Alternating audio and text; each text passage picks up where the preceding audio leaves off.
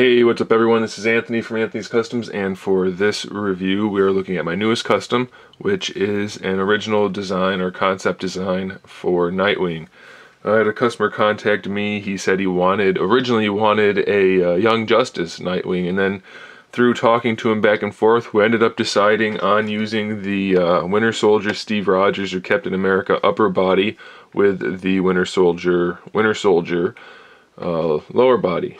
And it really worked out well, I think, because both of those figures are actually probably a bit too slim for their characters, especially the Winter Soldier. But the slightly longer legs and the thin build worked really well with the Captain America body to make a really nice build for Nightwing. I think it's probably like the perfect musculature and stature for him.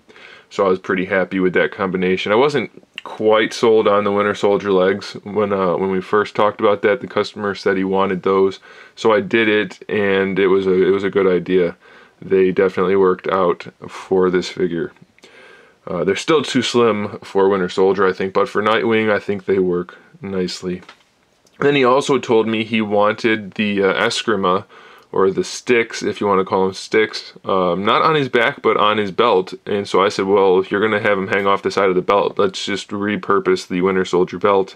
So I did that, and I sculpted and made this new pouch thing that hangs down there that has a big magnet on it, and that is so that the eskrima can connect to that.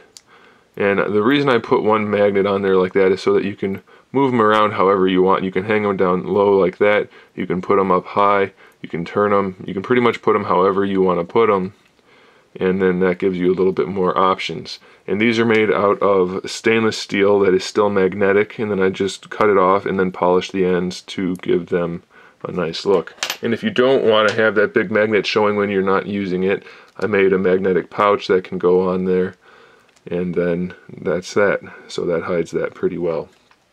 And then also, additionally, what would Nightwing be without a couple of his batarangs? If they're actually called batarangs, I'm not sure.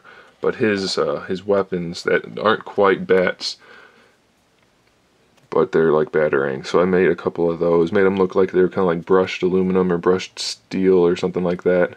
So he can hold those, and I'll post some pictures at the end of this video in like a slideshow format so you guys can see this guy in action. And then I also needed some hands that would work well, and the, what Spider-Man is that? The red and black one that just came out. It's not Ultimate. What is it? I can never keep the Spider-Man straight. There's so many similar red and black designs now. Superior. The Superior Spider-Man hand. I had to modify the pegs a little bit, but they popped in there pretty well. So we did that, and then I had to resculpt the chest, of course, because we didn't want a big star logo. So I sculpted the bird logo that he has, and I made a couple tweaks to it to incorporate it into the lines that were on there for the cap suit. And then I added kind of like little buckles or clasps on there that look like they're kind of holding that armor piece on, but they also break up the logo with the little black triangles that would normally be cut out of the logo. So that I think that kind of blended in rather seamlessly. I'm pretty happy with how that turned out. I was a little bit worried about adding the Nightwing logo on the chest there, but I'm pretty happy with that. And then it really just came down to paint from that point forward, other than the head, which we'll talk about in a second. And since this figure has tons of different like panels throughout the suit, I really wanted to utilize that sculpt work. And so I used a whole bunch of different paints. I think I have 4, maybe 3 different blacks, 2 or 3 different grays, and like 4 different blues. There's some shiny blue, not shiny blue, satin, matte, I don't know, the light blue, then a variety of blacks that are going from gloss to flat, and then we have the light grays and dark grays and silvers.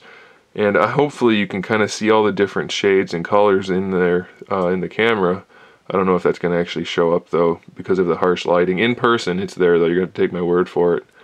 But I was really excited to put a really cool paint job on this guy, and I'm pretty happy with how that turned out. You guys can let me know what you think in the comment section below, of course. So that's about it for the body. I mean, I didn't really have to do too much modification. It worked out perfectly for the Nightwing design. And I think this is like a really good idea for like a movie concept Nightwing, Warner Brothers. Just keep that in mind if you're going to throw Nightwing in there. you can use this design. Just say you got it from me. I don't need any money or anything. Yeah, right, like they would ever do that.